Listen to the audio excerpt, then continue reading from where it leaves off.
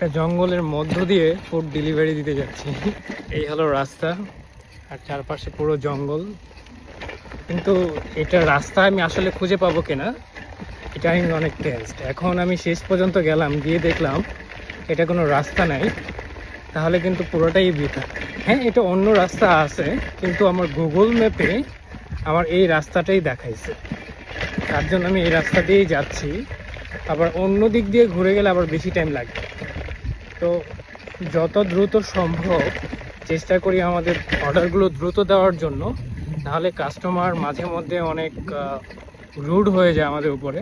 কারণ এত লেট কেন হলো, দেখা যায় তাদের হাতে একটা পাওয়ার থাকে, আমাদের চাইলে ডিসলাইক দিতে পারে, কমপ্লেন করতে পারে।